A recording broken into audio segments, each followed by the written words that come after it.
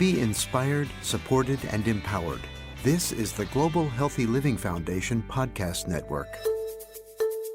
Welcome to The Health Advocates, a podcast that breaks down major health news of the week to help you make sense of it all. I'm Stephen Newmark, Chief of Policy at the Global Healthy Living Foundation. And I'm Zoe Rothblatt, Director of Community Outreach at GHLF. Our goal is to help you understand what's happening in the healthcare world to help you make informed decisions to live your best life. And today we're joined by Kevin Stevens. I'm really excited for you all to hear from Kevin. He's a weight loss surgery patient and an active member with the Obesity Action Coalition. He advocates for people living with obesity, and he struggles with his weight since childhood. And he'll share today with us his journey and a lot about the importance of health insurance coverage and access to treatments. Great. Well, I'm excited to have a listen.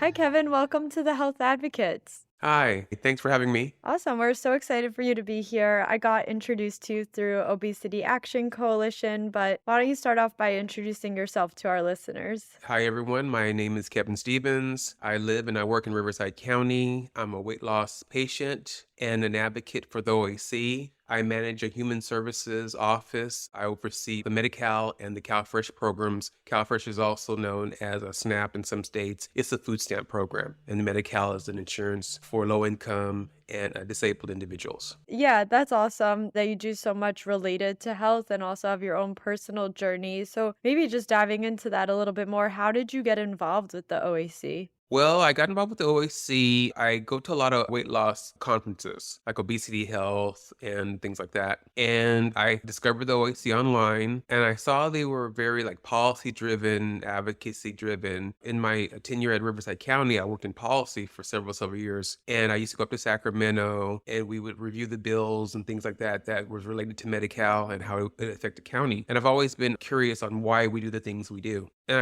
I saw the website of the OAC, and I really liked how it was presented, and they cover the treatment of obesity rather than just, this is a weight loss surgery conference, or this is for people who've had gastric bypass and things like that. It was a different type of conference, and it was in Washington, D.C., so I took a little vacation. Whenever I go on these conferences, I turn them into little mini vacations. And I went up to the conference for the OAC in Washington, D.C., and it was very enlightening. So I trained and became an advocate as well, and that led me to have the great opportunity of going to Washington, D.C. again to talk to the lawmakers about my story. I'm wondering what it was like. You mentioned you did policy in your work life, and then you also had this experience with policy. What was that like, I guess, tying in the personal and professional a little bit? And did you see differences in the work you do with Medi-Cal and SNAP versus the work you're doing in DC with TROA? I started with Riverside County it'll be 26 years this year, and I've always been in Medi-Cal. I was a Medi-Cal eligibility, they call it eligibility worker or technician, and we review customers' cases. We approve them and try to get them put on to Medi-Cal. So I've always done Medi-Cal, and it overlaps because sometimes you have to work with the customers. Sometimes certain customers, you have to kind of advocate for them when they're having difficulties getting their benefits or what have you, and you have to teach them and things like that. But in the policy part of it, I was a program specialist for several years, and that job involved going up to Sacramento once a month for meetings representing Riverside. And we talked about various bills, how it's going to affect our county. So that's the part I was really interested in. So when I became part of the OAC and I was talking to some of the members and I was telling them my background, they said, you probably would really want to consider becoming an advocate because, we go not only to DC, but we advocate locally. You could probably represent California and things like that. And you answering my question, I realized I skipped such an important part of this, but what is your patient journey? When did it start? How did you get to where you are today? We talked about, I guess, your advocacy journey, but what's your patient journey been like? My patient journey started off early. I've always struggled with my weight. I'm always going to live with obesity, and I always struggled with my weight. And I started recognizing it at a very young age. I noticed every year in my school pictures, I was always getting a little bit heavier or a little bit chunkier or what have you. We don't like to use the word fat. I started noticing it. And people would tell me every year at the end of the school year, oh, Kevin, and I hope after the summer, you lose a little, you'll be a little smaller, you lose a little weight, things like that. And it really was brought to my attention when my mother took me to Weight Watchers when I was in the 4th grade. In the 4th grade, I went to Weight Watchers. And when I got there, one of my classmates was there, and we both looked at each other, and we were both mortified. So I think I went back to 1 or 2 more sessions, and I never saw her there again. We never talked about it. It's like the silent pact of we're not talking about this.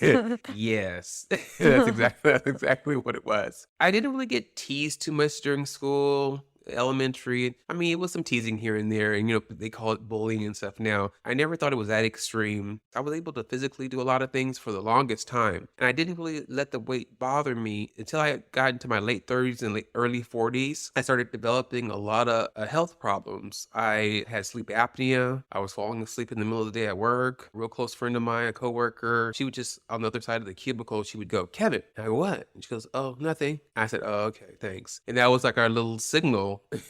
"Kevin, you're snoring." And I said, "What's going on? Why am I falling asleep all the time?" And then I was just having my blood pressure started going up. I was pre-diabetic. I was actually, technically, I look back at my numbers, I was diabetic for a short period of time. And just things like that. Then I was not able to do certain things that I wanted to do. I had to, for example, for work, I would have to go back and forth to Sacramento. I would have to fly, obviously. And they're 1 day or 2 day trips. And I said, "Well, I don't mind going. I would love to go, but you might have to buy another seat for me on the plane." And my supervisor and my manager, they were awesome. They said, "That's no problem. It's part of your job. We'll do it." Wow, that's amazing. I imagine that was a hard conversation to go into. So to get that response probably meant a lot. It meant a lot to me, and I'm close to these individuals to this day. And I think maybe a few opportunities slipped by me, or I was bypassed because of my weight. A few, because I've been very successful in my career, so I don't really want to use that as a crutch or anything like that. I have no regrets in regards to my career. And I guess I'll fast forward to when I had my gastric bypass surgery. They basically go in and they reroute your intestines so you won't absorb the food as fast and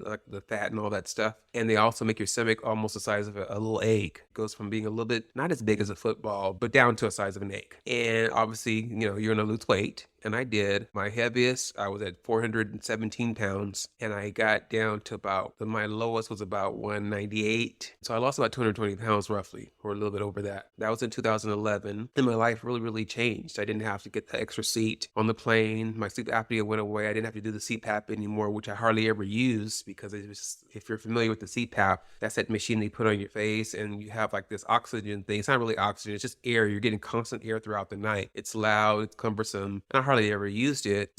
But the biggest thing that changed, I had a situation before the surgery where I was at a restaurant with a friend and we were it's a little fast food restaurant outside, and I broke the chair. I ended up falling on the ground, breaking the chair. That was very embarrassing. Yeah, so I had the surgery and it was successful. Then later on, in about 6 years now, I had some skin removal surgery around my abdomen and my chest because when you lose weight that fast, I'm older, I had a lot of excess skin that was left over. So they took care of that for me. So my life really changed. But the biggest part of it all is that when I joined OAC and started getting educated on a lot of things, I found out, I was educated and I learned that obesity is a disease, is a chronic disease. It can be treated. You just have to find the right treatment program, which I did. But the biggest thing that I took from it wasn't my fault. Yes, louder for the people in the back. Obesity is a disease and it is not your fault.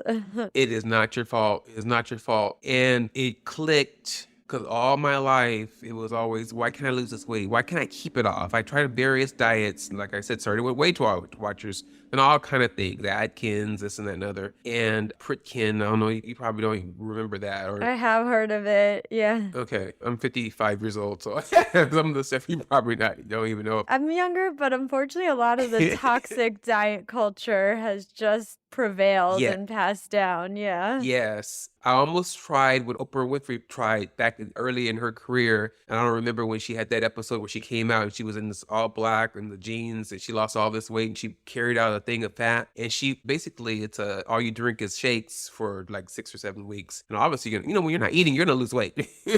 But can imagine how much of your life deteriorates by just drinking shakes. How can you participate in your everyday? Yes. And she even admitted, she goes, the next day after I started eating again, she gained like 10 pounds almost instantly. But when I realized that obesity, because the American Medical Association says that, it is a disease and when it's not your fault, and it was like a big burden was lifted off me. And I said, wow, because growing up and what have you, and even up till 40, the doctors never did address my weight. They said he would grow out of it. He'll get taller. He's going to play sports. Well, I didn't get much taller. I didn't play sports. And it's been a journey. You asked me about the journey. It's been a big journey. It's been a challenging, but it's been exciting, and I've learned a lot through it. Yeah, I'm amazed by the way that you're able to look back at your journey with such clarity. Like even saying, you were successful at work, but there was still challenges, and just like defining things and calling it for what it was probably is a huge part of like the healing journey. And then I wanted to highlight something that you said, like in addition to obesity being a disease, you listed so many comorbidities like the sleep apnea, the diabetes. Like I think people underestimate like how many health complications come along with obesity, and it's often dismissed, but it's making you feel bad in everyday life. Yes, and I don't think I mentioned the turning point in regards to my health. I was diagnosed, my legs kept on swelling real bad as I got to my heaviest weight. And I was going to all these doctors, and they were all saying, it's because of your weight, you need to lose weight, you need to lose weight. It's probably something with your veins, you're carrying extra water, we'll give you some water pills and all this stuff. And finally, I found a great doctor, and he goes, you know what, Kevin, you have what we call lymphedema. And I said, what's that exactly? He said, well, your lymph nodes and your legs are damaged, and once they're damaged, it's permanent. You can't replace them.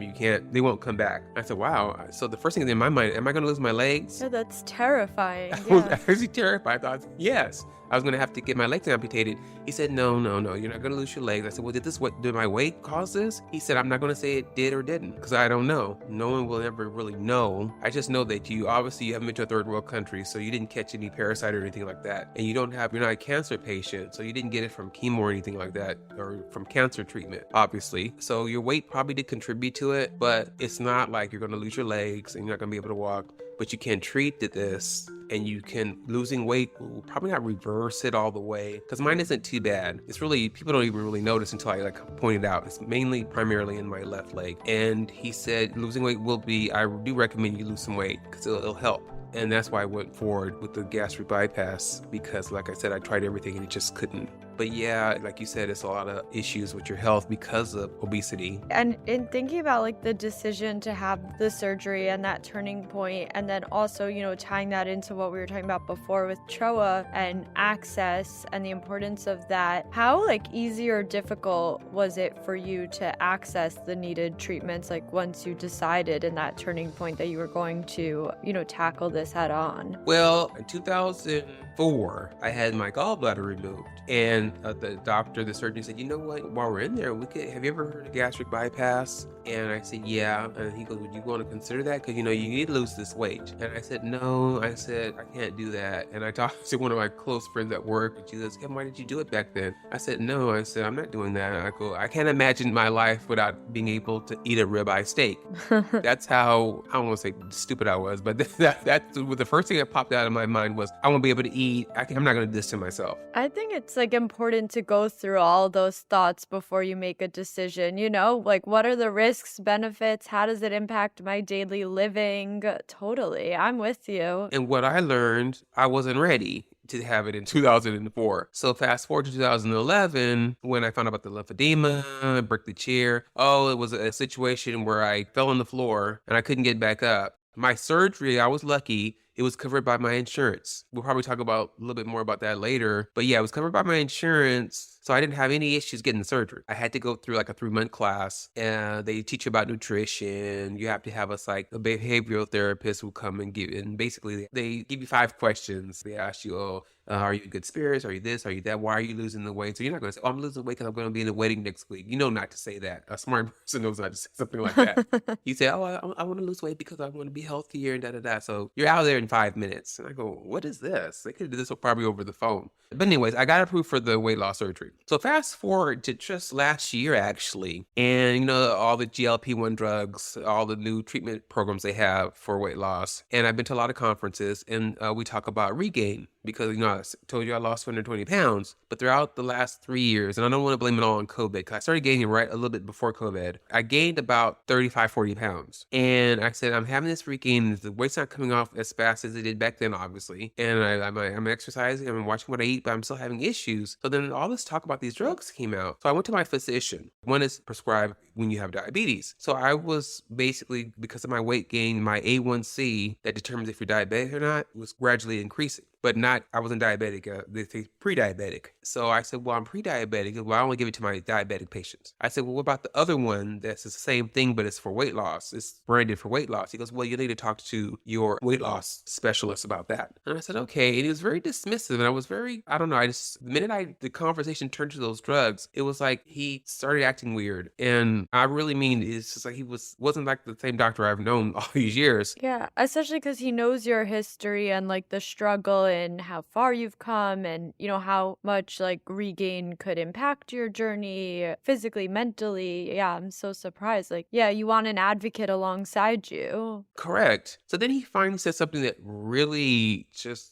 oh my goodness. Every time I tell this story, it just really has an impact on the people in the room. But we go through it a lot in the weight loss community. He told me, well, you already took the easy way out years ago. Oh my gosh. You just need to stop eating as much and exercise a little bit more. I was so devastated and disappointed in him. I didn't even call him on it, which I should have. I know as an advocate, I should have called him on it right then and there. But when it happens to you, people told me, Kevin, when it happens to you, it's easy to know what we're going to do when we're going to do it, how we're taught to do things. But when it happens to you, you never know how you're going to take it. For sure. It's shocking. Also, since when is a major surgery easy? Yes. What?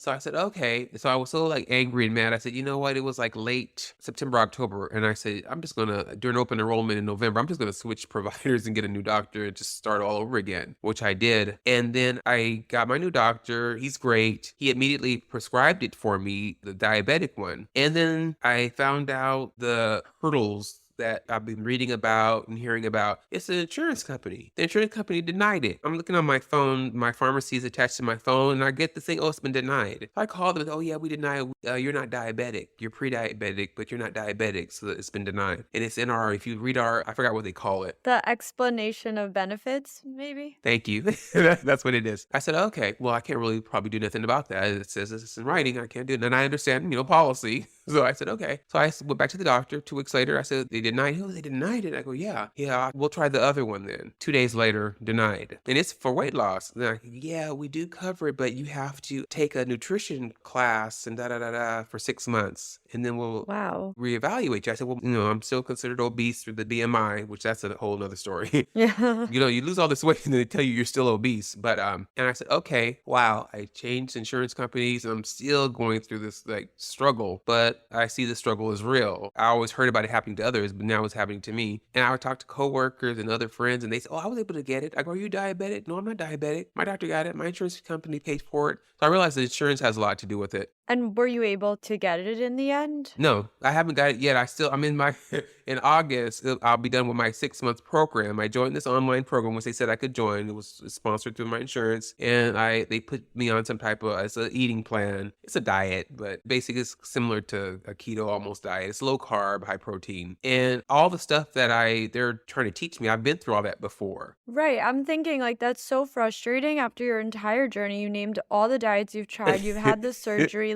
You clearly know what options work or don't work or what's worth considering. And they're making you step through this program for 6 months in order to try an option that you and your doctor both agreed would be beneficial for you. Yes. And I'm going to, like I said, in August, it will be the 6 months. And I'm still considering, it's just I haven't had the time to really sit down. I have to draft it up and everything. I might just go in and try to appeal the first denial I got a few months ago and tell them all that. I've been through all this. I had weight loss surgery. I'm suffering from regain. It's proven that the weight loss drugs, and I just want to try it. I might not be able to stay on it. So not everybody, they talk about these drugs, but not everybody, some people get severely ill. Some people have a lot of, side effects from it. But I want to have the option. And that's what I learned, that the physicians, the doctors, they need to give patients options and let them decide if they want to go through that option or not. And then if that doesn't work, try something else. But when you're just blocked altogether, it's very difficult. Totally. All the time, I'm to the insurance company, let's see your medical degree. Come on, it's me and my doctor decided this. That's Yeah. what the specialist is saying. And you think you could come in here and just slap a denial after never like having met me or my doctor or gone to medical school. Yeah, but it's a coverage. They send me a copy of it, and it says we do cover it. However, you have to do this. Your BMI has to be that, which is me. I'm fine. I meet all the criteria. You have to have some kind of illness. I have high blood pressure still. I take medication for it, so it's fine. So I meet that criteria. But then all of a sudden, and when you keep reading, oh, you have to join a nutrition program for 6 months and meet the criteria.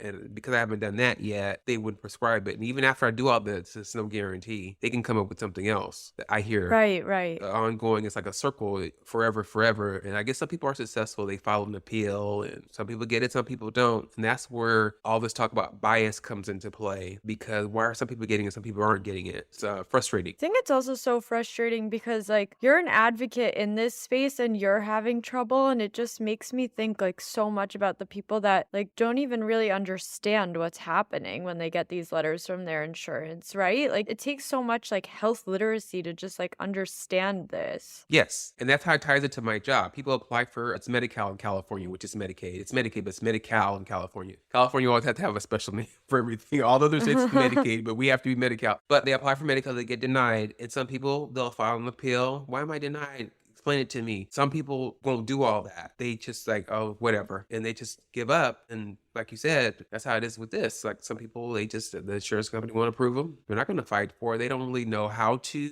They don't even know where to start. And it's sad that they get away with not covering another person. So what is your advice for other patients, like either just for advocating for themselves in everyday life or I guess larger scale advocacy like you do with OAC? How can people just like, I don't know, feel like motivated to share their story like you do? You might want to start off by going to, if you're a weight loss surgery patient or you're thinking about having the surgery, you might want to start off with like a local or online support group and start speaking there. Like for me, for example, my advocacy really started right after I had the surgery. It was like 6 months out when I lost a lot of weight at the time, at the very beginning. My physician that ran the support group, which also was a person who did our health maintenance classes to prepare for the surgery, she called me. She asked me, she said, how are you doing? It sounds like you're doing real well. This and that and another. Would you mind coming in and talk to the class? So I said, sure, I'll come talk to the class. She goes, you could bring a prop or something like an old pair of pants or whatever. Just make it your own, make it personal. So I brought my pants because I used to wear a size 56 and then I was down to like a